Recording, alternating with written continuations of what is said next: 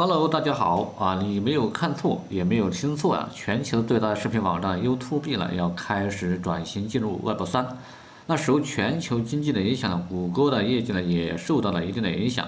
那作为传统流媒体平台呢，在短视频的冲击下呢，一项靠广告业为生的这个重要业务呢，也受到了一定的冲击。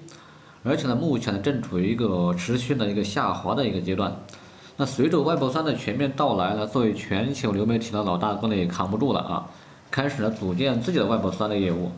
那未来很有可能会发行拥有特殊权益的 NFT 啊。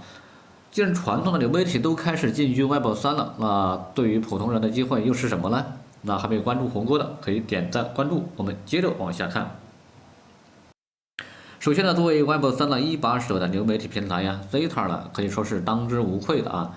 那 Zeta 是一个去中心化的流媒体的分发网络，它的目标呢是想要构建一个去中心化的流媒体的底层公链协议，在这个协议上呢构建更多的应用，从而提升整个网络的一个应用价值。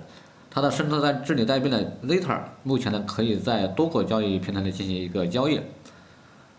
当然这也是一个比较老的一个Web3的一个流媒体平台啊。那成立于2017年啊，也相对比较久了。如果你对二级市场交易呢比较感兴趣的话呢，你不妨多多关注它啊，它可能会成为下一个Web3这个下一个牛市的可能在整个流媒体平台的一个龙头的一个项目。那第二个就是呢Neoper 啊，那暂且我们把它称为二当家啊。Neoper 呢协议了创新性的一个将直播视频服务的转码的环节进行一个去中心化，具有低成本、去中介的等优势。那它的代币呢是 NFT 啊，目前呢也是在多个平台都可以进行交易。它呢也是一个比较老的一个区块链项目呢，也是2018年的一个成立的发行在以太坊这个公链上的。那第三个呢就是 Audius 啊。那 Audius 呢它是一个去中心化的音乐共享和流媒体协议，那旨在促进听众和创作者之间的一个直接交易，那使每个人都可以自由的分发商业化和流媒体化任何音频内容。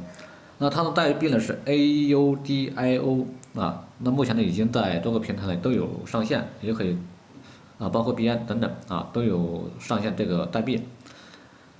Web3的路呢Web3呢正在来的路上啊，那元宇宙呢也正在崛起啊。2023年呢应该是元宇宙的元年啊。